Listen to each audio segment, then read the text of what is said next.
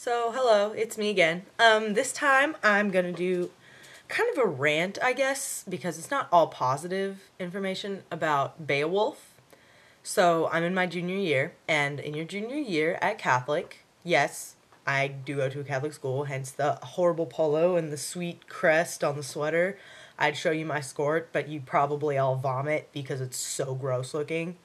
But anyway, so we read Beowulf in your junior year. You read it, and so like when it came out in the movie, like all the literature teachers were like, "Yeah, literature field trip, go!" So we all like it was pretty sweet because like they were like, "We don't want to spend money to get a bus, so find a ride with someone, just drive there."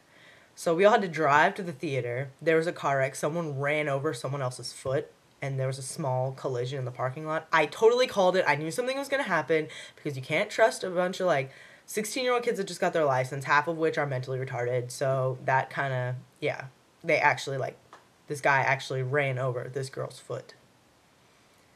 That's pretty much my school. But anyway, so we get to the movie, and we have to, like, sign in because our teachers are, like, Nazis. And we have to get our tickets, and so we go to the movie, and it, like, starts, and it's, like, it actually followed the storyline pretty well for, like, the first 5 seconds. Actually, maybe at the most 2 minutes. But then, like, Beowulf is supposed to be, like, a superhuman. Like, he's supposed to be, like, the Hulk on speed. He's supposed to be, like, amazing, except not green. But, like, this Beowulf is just, like, a man that likes to fight naked. Like, he gets there, and he's like, oh, I want to fight this monster. I could fight him with a sword, but I want to fight him without any clothes on. Yeah, so then Beowulf takes off all his clothes, and of course it's like Austin Powers. Like, I mean, they have all these strategic placings of like, oh no, we can't show Beowulf's frontal nudity, OMG, it's a PG-13 movie. So they have all, because it's computerized in the first place, so it's like, who would want to computerize a penis? No one. That's right. So first of all, I don't even think he had one, because there were some places where you'd think that you'd be able to, yeah, anyway, it was just weird. But so, like, they'd have him, like, standing, but they'd have, like, someone's arm strategically placed there, like a sword, or, like, a shield, or, like, mist, or fog. What was it? Steam? No, it wasn't steam. Smoke. It was smoke from a fire.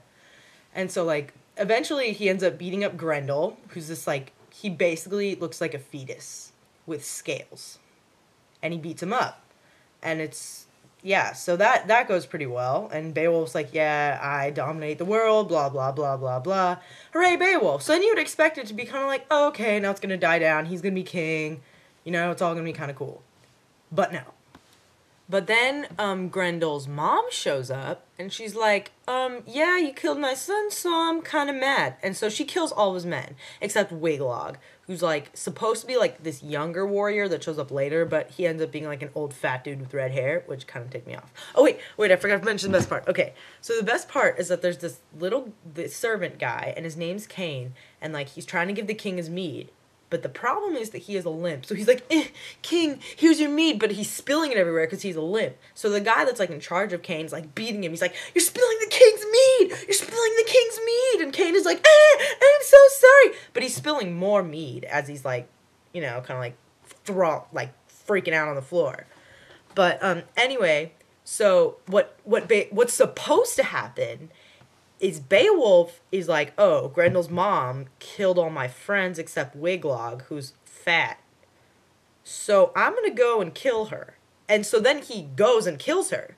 But that's what's supposed to happen. And in the movie, they took a little bit way beyond, like, creative license. Like, they blew it out of proportion. But, you know, what can you do? But instead of killing her, he's like, half golden Angelina Jolie. You know what? Instead of killing you, I'm just gonna sleep with you. Yeah. Horrible idea. You do not sleep with a water demon. And so then, like, Beowulf, like, gets back, and he's, like, lying, and is like, oh, I killed the queen, I killed Grendel's mom, I'm the champ of the world. And then it, like, fast forwards into the future. And then there's, like, this dragon, and everyone's like, oh my god, it's a dragon. And then, you know what the dragon is? The dragon is Beowulf's son. Yeah. So basically, this is now my new, the way that life must work.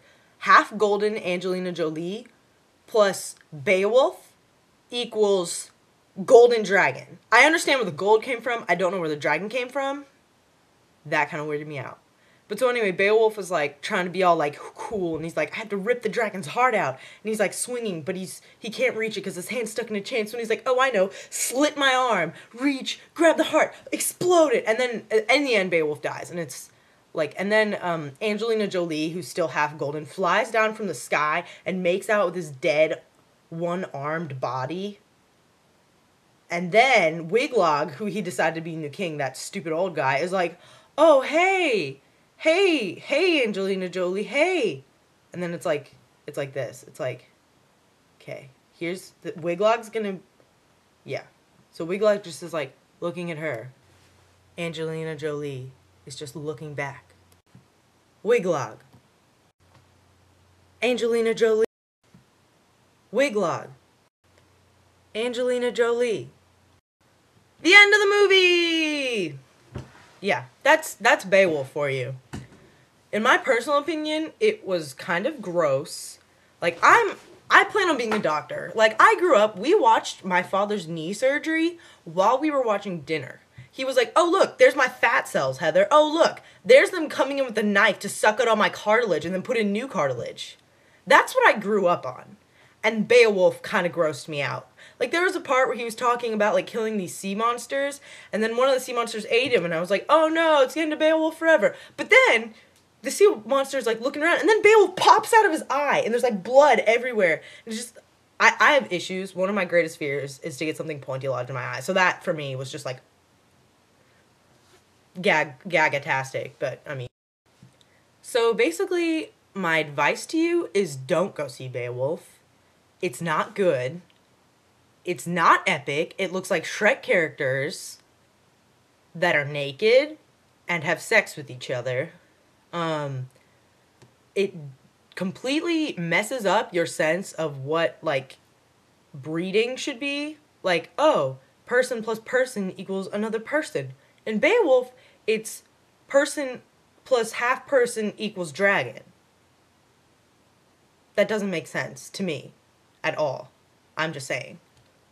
The fourth reason you shouldn't go see it is because it's not well done. The only good part, there wasn't a good part. There really wasn't. It was just bad. So yeah, so basically that's all I have to say about Beowulf. Don't see it. It's not worth your money. It's not worth your time. I mean, if you wanted to go see it in 3D, I could understand how it would be, like, a little bit more exciting. But do not go see it in a regular theater, because then you have to spend, like, $7 for a movie ticket and, like, $14 for a freaking tub of popcorn, and then you get to watch Beowulf being naked and killing his son that's a dragon.